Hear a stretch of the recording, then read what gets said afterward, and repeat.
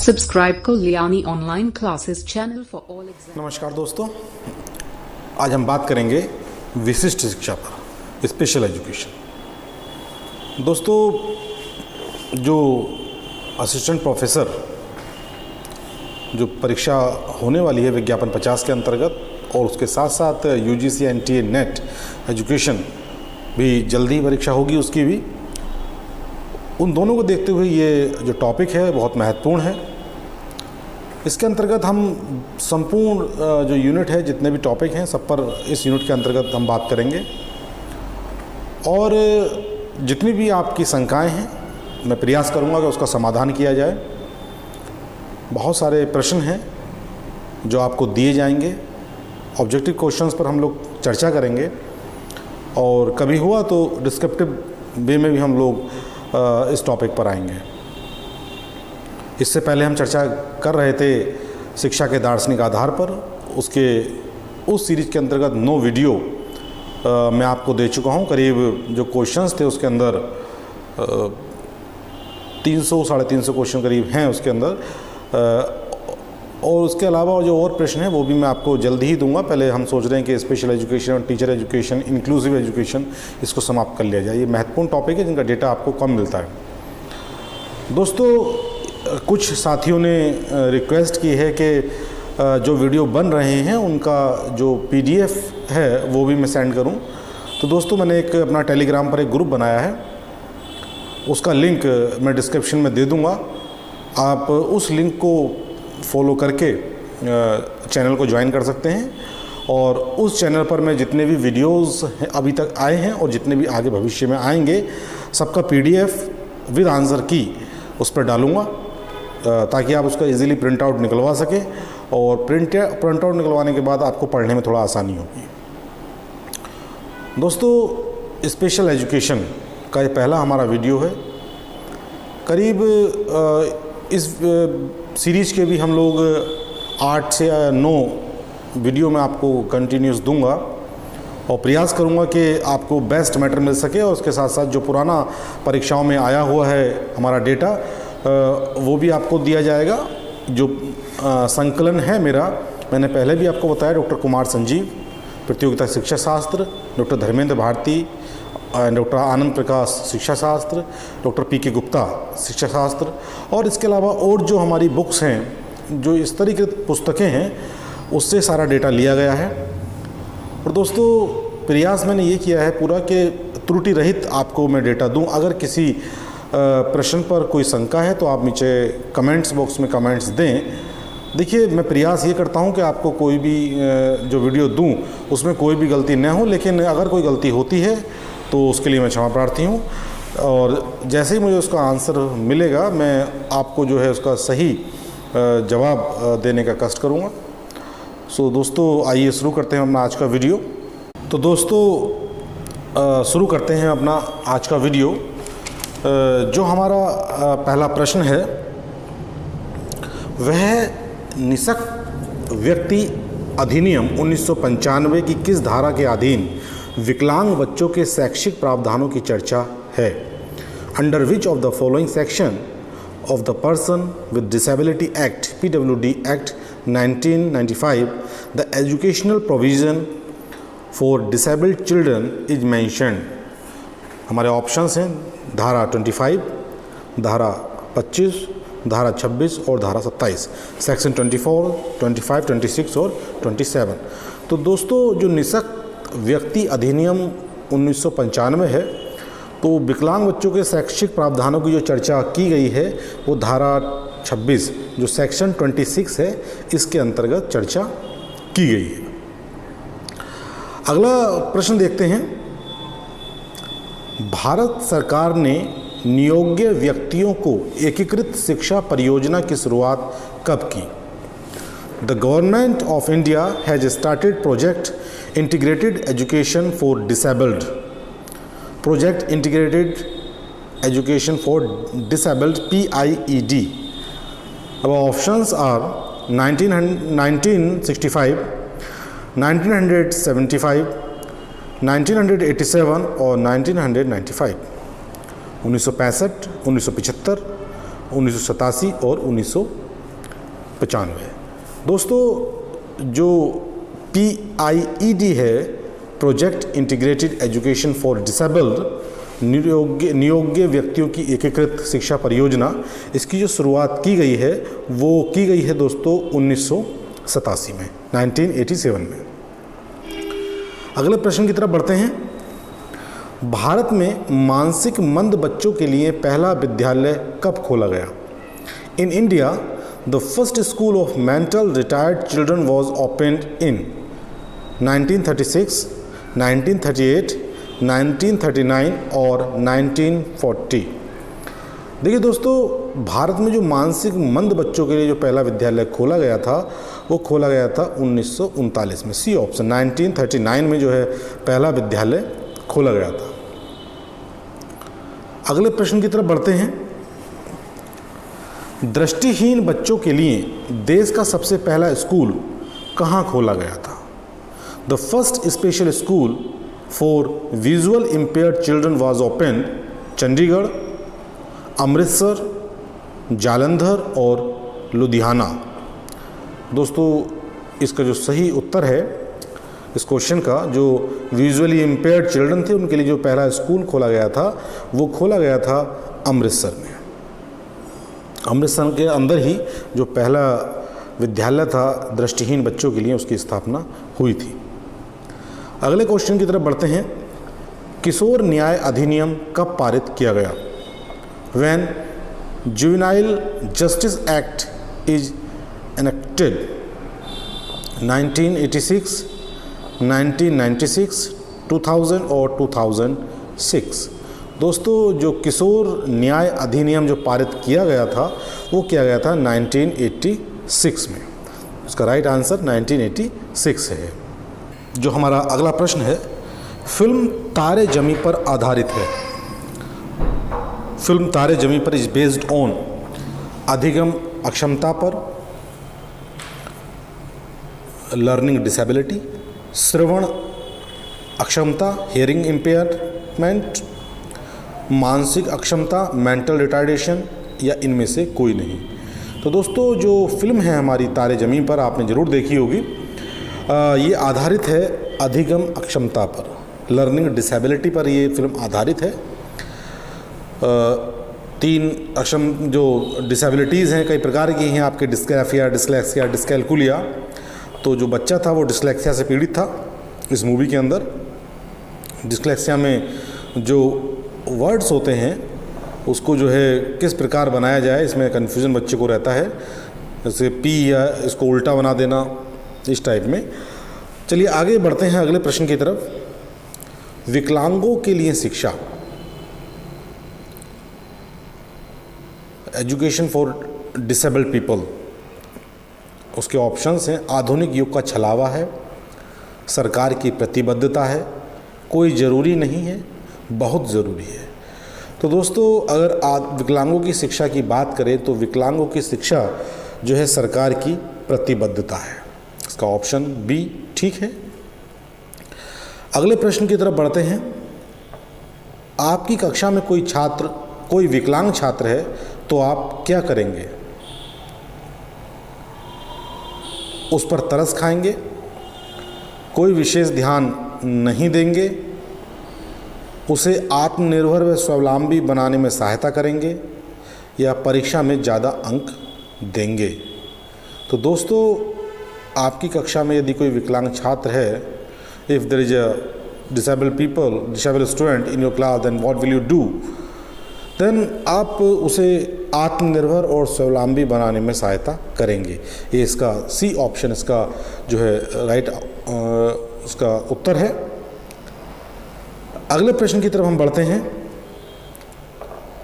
अंधता उस अवस्था को निर्दिष्ट करती है जहां सुधारक लेंसों के साथ बेहतर नेत्र दृष्टि की तीक्ष्णता हो। Blindness refers to a condition where a person suffers from visual acuity not exceeding eyes is। First option है 16/60, बी ऑप्शन है 20/200, थर्ड ऑप्शन है 80/120 और डी ऑप्शन है 120/80। तो दोस्तों जो इसका राइट आंसर है वो है 20/200, 20/200, ये इसका राइट आंसर है।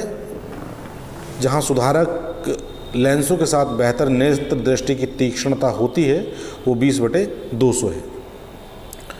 अगले प्रश्न की तरफ बढ़ते हैं। स्पष्ट दृष्टि की न्यूनतम दूरी है, least distance of distinct vision LGDV is 20 centimetre, 22 centimetre, 25 centimetre और 27 सेंटीमीटर। दोस्तों जो इसका सही उत्तर है वह है 25 सेंटीमीटर। अगले प्रश्न की तरफ बढ़ते हैं। मानव आंख है, ह्यूमन आइज इज प्रकाश संग्राहक अंग, फोटो रिसेप्टर ऑर्गन, ध्वनि संग्राहक अंग, साउंड रिसेप्टर ऑर्गन, स्वाद संग्राहक अंग, टेस्ट रिसेप्टर ऑर्गन, या इनमें से कोई नहीं, नन ऑफ दीज। दोस्तों जो मानव आँख है वह है प्रकाश संग्राहक अंग, फोटो रिसेप्टर ऑर्गन है। इसी के द्वारा जो है प्रकाश को संग्रह करती है, उसी वजह से हम देख पाते हैं। अगले प्रश्न की तरफ हम बढ़ते हैं। विकलांग बच्चों के लिए special Olympic world summer game 2007 का आयोजन किया गया था। Special Olympic world summer games 2007 for disabled children is organised at Beijing, Honolulu, Shanghai, या इनमें से कोई नहीं। दोस्तों जो विकलांग बच्चों के लिए special Olympic world summer game 2007 में आयोजन किया गया था वह किया गया था संघाई, चाइना में। अगले प्रश्न की तरफ हम बढ़ते हैं। डाउन सिंड्रोम होता है एक अतिरिक्त क्रोमोसोम के कारण। Down syndrome is due to an extra chromosome on 21वें जोड़े पर, 23वें जोड़े पर, 20वें जोड़े पर और 19वें जोड़े पर। दोस्तों जो डाउन सिंड्रोम होता है वो होता है 21वें जोड़े पर। 21वें जोड़े पर जो है जो एक्स्ट्रा क्रोमोसोम होता है डाउन सिंड्रोम ये होता है। अगले प्रश्न की तरफ बढ़ते हैं। क्रोमोसोम संबंधी विकार मैंगोलिज्म को तकनीकी भाषा में कहा जाता है। The chromosomal abnormality mongolism is technically known as Turner syndrome, Down syndrome, Patau syndrome, या इनमें से कोई नहीं। दोस्तों जो क्रोमोसोम संबंधी विकार है मैंगोलिज्म, इसको तकनीकी भाषा में कहा जाता है डाउन सिंड्रोम। नेक्स्ट क्वेश्चन देखते हैं। थायराइड ग्रंथि के अल्पमनाव हाइपोसिक्रेशन के परिणाम स्वरूप निम्नलिखित रोग होता है। Which of the following disease is caused of hyposecretion of thyroid? घेंगा, क्रेटिनिज्म, जाइग्नेटिज्म, और ये इनमें से कोई नहीं। तो दोस्तों जो इसका सही उत्तर है वह है बी, क्रेटोनिज्म, ये इसका सही उत्तर है। अगले क्वेश्चन की तरफ बढ़ते हैं। निम्नलिखित का मिलान करें।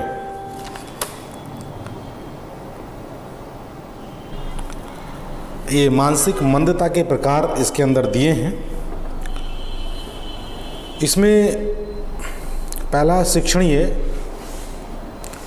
IQ दिया है, मानसिक मंदता और बुद्धि लब्धि, इसमें हम लोगों को मिलान करना है। जो शिक्षणीय है उसका जो फर्स्ट ऑप्शन है 35 से 49 के बीच IQ, प्रशिक्षणीय ट्रेनेबल 50 से 70, 50 to 70, अभिरक्षणीय कोस्टडाइल 0 to 34, या और उपयुक्त में से कोई नहीं। ये इसके ऑप्शंस हैं। दोस्तों जो इस प्रश्न का उत्तर है वो बी ठीक है, ये थोड़े आगे पीछे हो गए हैं। इसका मैं बता देता हूँ। जो शिक्षणीय है उसका सेकंड 50 to 70 और प्रशिक्षणीय 35 to 49 और जो इसका अभिरक्षणीय है वो 0 to 34। ये इसके ऑप्शंस हैं। तो 20 ऑप्शन इसका ठीक है। अगले प्रश्न की तरफ हम बढ़ जाते हैं। Convention on rights of persons with disabilities 2008 का आयोजन किस शहर में किया गया?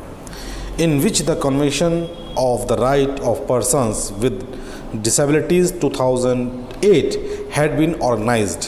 इसके हमारे ऑप्शंस हैं न्यूयॉर्क, इंग्लैंड, न्यू दिल्ली और डॉकर। तो दोस्तों जो इसका सही उत्तर है वह है न्यूयॉर्क। न्यूयॉर्क में जो है convention on and rights of persons with disabilities 2008 का जो है आयोजन किया गया था। अगले प्रश्न की तरफ बढ़ते हैं। विकलांग बच्चों को शिक्षित करना, to educate disabled children is धन का अपव्यय, समाज का कर्तव्य, व्यर्थ का काम या लाभ रहित व्यवसाय। दोस्तों इसका जो सही उत्तर है वो है समाज का कर्तव्य, ड्यूटी ऑफ सोसाइटी। हमारा समाज का एक कर्तव्य है कि हम जो विकलांग बच्चे हैं उनको शिक्षित करें। अगले प्रश्न की तरफ हम बढ़ते हैं। Early childhood care education ECCE को प्रथमतः वर्णित किया गया।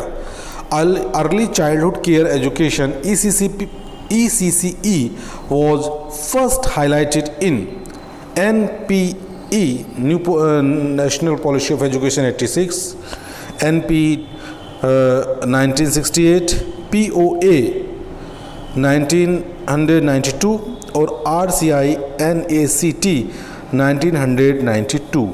तो दोस्तों जो इसका सही उत्तर है वह है NPE new policy of education 1986।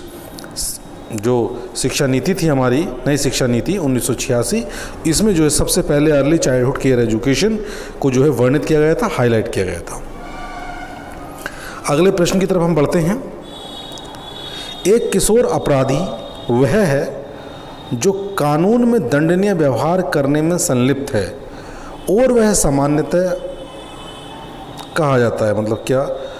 देखिए 16 वर्ष से कम, अंडर 16 ईयर्स, 18 वर्ष, 20 से 24 वर्ष और प्रारंभिक बाल्यावस्था। दोस्तों जो इसका सही उत्तर है, जो एक किशोर अपराधी वह है जो कानून में दंडनीय व्यवहार करने में संलिप्त है और वह सामान्यतः 18 वर्ष का है, वो दंड का भागीदार होगा। ए juvenile delinquent is one who engages in behavior that is punished by law and is generally 18 year, 18 साल का है तो वो दंडनीय होगा। अगले प्रश्न की तरफ हम बढ़ते हैं। स्तंभ अ और ब का मिलान करें। दोस्तों ये श्रवण दोष, पहला स्तंभ आ देखते हैं। श्रवण दोष के आगे एकेडमिक समस्या, एकेडमिक डिफिकल्टीज, प्रमस्तिक अक्षमता, सामंजस्य व्यवहार की कमी और डिफिक्ट इन एडॉप्टेबल बिहेवियर, अधिगम अक्षमता, पैटिमल, मिर्गी,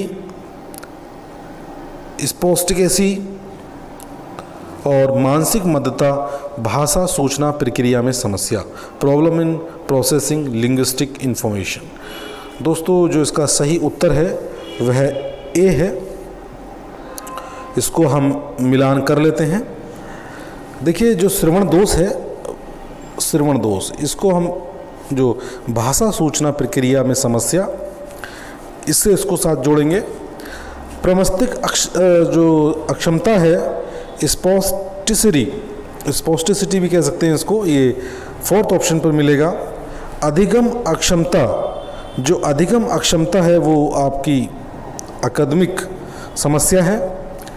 मिर्गी की बात करेंगे तो मिर्गी पैचिमल का ऑप्शन मिलता है और मानसिक मंदता की बात करें तो मानसिक मंदता क्या है? सामंजस्य व्यवहार में कमी, डिफेक्ट इन एडेप्टिव बिहेवियर। ये इसके जो उत्तर हैं। इसी के साथ अगले प्रश्न की तरफ बढ़ते हैं। बच्चों को टोकन देना जिसे वह बाद में कुछ लाभ में बदल देता हो, यह टोकन है। Given token to the child that will converted into certain privileges, here the token is the प्राथमिक पुनर्वलन, प्राइमरी रीइंफोर्समेंट, द्वितीयक पुनर्वलन, सेकेंडरी रीइंफोर्समेंट, धनात्मक पुनर्वलन, पॉजिटिव रीइंफोर्समेंट, एंड हमारा डी ऑप्शन है नकारात्मक पुनर्वलन, नेगेटिव रीइंफोर्समेंट। दोस्तों जो इसका सही उत्तर है वह है सी, धनात्मक पुनर्वलन। बच्चों को टोकन देना जिसे बाद में कुछ लाभ में बदल देता हो तो ये कहलाएगा धनात्मक पुनर्वलन, पॉजिटिव रीइंफोर्समेंट। अगले क्वेश्चन की तरफ बढ़ते हैं। सभी मानसिक मंदता वाले बच्चों में सबसे कम प्रतिशत किन श्रेणी के बच्चों की होती है? Of all the mental retired children, which category of retired childrens are lowest in term of percentage? Mild मंदता, मॉडरेट मंदता, सीवियर मंदता और प्रोफाउंड मंदता। दोस्तों जो सबसे कम प्रतिशत जो होता है वो होता है प्रोफाउंड मंदता का। जो प्रोफाउंड रिटार्डेशन है ये सबसे कम प्रतिशत जो है बच्चों में पाया जाता है। अगले प्रश्न की तरफ बढ़ते हैं। नकारात्मक पुनर्वलन है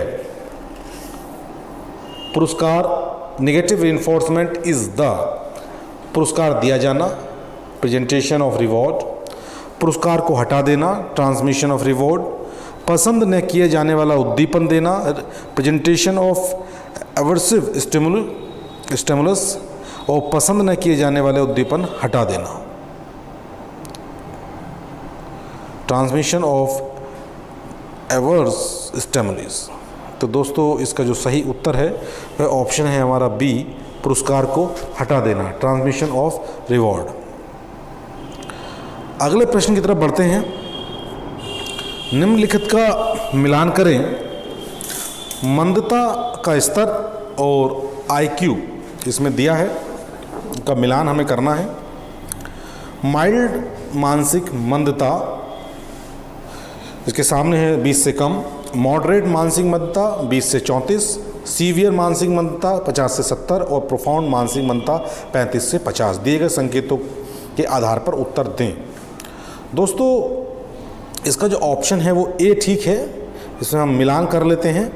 जो माइल्ड मंदता है वो आपकी है 50 से 70 के बीच, मॉडरेट मंदता 35 से 50 के बीच, सीवियर मंदता 20 से 34 के बीच और प्रोफाउंड जो मंदता है वो 20 से कम होती है। इसलिए इसका जो ऑप्शन ठीक है वो ए ऑप्शन इसका ठीक है। अगले प्रश्न की तरफ बढ़ते हैं। बच्चे जो अपनी संभाव्यता से अधिक नीचे कार्य करते हैं जाने जाते हैं। The children who perform much below their potentialities are known as मंद बुद्धि बच्चे, मेंटल रिटायर्ड चिल्ड्रन, अविस्तर उपलब्धक अंडर अचीवर, प्रतिभाशाली बालक गिफ्टेड चिल्ड्रन, शारीरिक विकलांग फिजिकली हैंडीकैप्ड। दोस्तों इसका उत्तर जो सही है वो अविस्तर उपलब्धक हैं, बच्चे जो अपनी संभाव्यता से अधिक नीचे कार्य करते हैं जाने जाते हैं under achiever. The children who perform much below their potential are known as under achiever. Next question. एक बालक जिसकी बुद्धि लब्धि IQ 55 है उसकी मंदित बुद्धि का स्तर क्या होगा? A child having 55 IQ, what is the degree of MR? Mild कोमल, सुधरा हुआ मॉडरेट, सीवियर गंभीर और प्रगाढ़ प्रोफाउंड। दोस्तों जो हमारा सही उत्तर है, एक बालक जिसकी बुद्धि लब्धि 55 है वो कोमल, माइल्ड जो उसका मेंटल रिटार्डेशन है इस लेवल का आएगा। अगले प्रश्न की तरफ बढ़ते हैं। मानव आँख में तीक्ष्णतम दृष्टि का क्षेत्र है। The area of sharpest vision in human eyes is पित्त बिंदु फोव्यू, ब्लाइंड स्पॉट, कॉर्निया और रेटिना। दोस्तों जो सही उत्तर है वो पित्त बिंदु है। पित्त बिंदु ही वह क्षेत्र होता है मानव आँख का जो तीक्ष्णतम दृष्टि का जो शार्पेस्ट विजन जो हमें प्रदान करता है वो पित्त बिंदु कहलाता है। अगले प्रश्न की तरफ बढ़ते हैं। क्वाड्रीप्लेजिया है, क्वाड्रीप्लेजिया इज एक अंग में विकृति, डिफॉर्मिटी इन वन लिम्ब, दो अंग में विकृति, डिफॉर्मिटी इन टू लिम्ब्स, तीन अंगों में विकृति, डिफॉर्मिटी इन थ्री लिम्ब्स, और चार अंगों में विकृति, डिफॉर्मिटी इन फोर लिम्ब्स। तो दोस्तों जो क्वाड्रीप्लेजिया है वो है चार अंगों में विकृति, डिफॉर्मिटी इन फोर लिम्ब्स। अगले प्रश्न की तरफ बढ़ते हैं। वह दवा जो स्नायु तंत्र की गति को बढ़ा देती है कहलाती है। The drug which speeds up nervous system activity is known as विभ्रमित उत्पादक, अवसादक, उत्तेजक या उपयुक्त में से कोई नहीं। तो दोस्तों वह दवा जो स्नायु तंत्र की गति को बढ़ा देती है वह कहलाती है अवसादक। अवसादक डिप्रेसेंट ये कहलाती है जो हमारे स्नायु तंत्र की गति को बढ़ा देती है। अगले प्रश्न की तरफ बढ़ते हैं।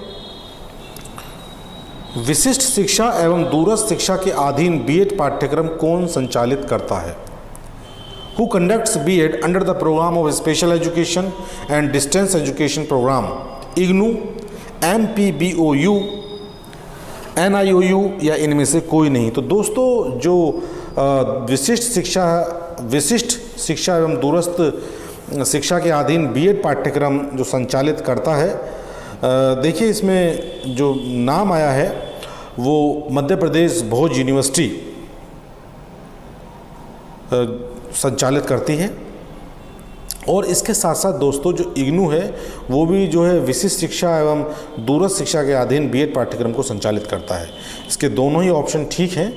और जो भोज यूनिवर्सिटी है ये मध्य प्रदेश में है और इग्नू को आप जानते ही होंगे कि दोनों ही जो है विशिष्ट शिक्षा एवं दूरस्थ शिक्षा के अधीन जो है B.Ed पाठ्यक्रम संचालित करती हैं। फिलहाल कुछ समय से जो है जो इग्नू का B.Ed था वो बंद था, तो इसमें जो ऑप्शन एक ही इसमें ठीक माना गया है जो मध्य प्रदेश भोज ओपन यूनिवर्सिटी है। अगले प्रश्न की तरफ बढ़ते हैं। B.Ed स्पेशल एजुकेशन ये पाठ्यक्रम है दोस्तों, पाठ्यक्रम मान्यता प्राप्त, मतलब क्वेश्चन ये है कि B.Ed स्पेशल एजुकेशन को मान्यता कौन देता है? ये थोड़ा गलत है, मान्यता प्राप्त होती है, ये इसका सही प्रश्न होगा। मतलब कहाँ से होती है, कौन जो है स्पेशल एजुकेशन को जो है मान्यता देता है? B.Ed SE special education course is recognized by NCT, NCERT, RCI और नन ऑफ दीज। तो दोस्तों जो स्पेशल B.Ed है जो इसको मान्यता देती है वो देती है RCI, rehabilitation council of India. ध्यान रखिएगा, रिहैबिलिटेशन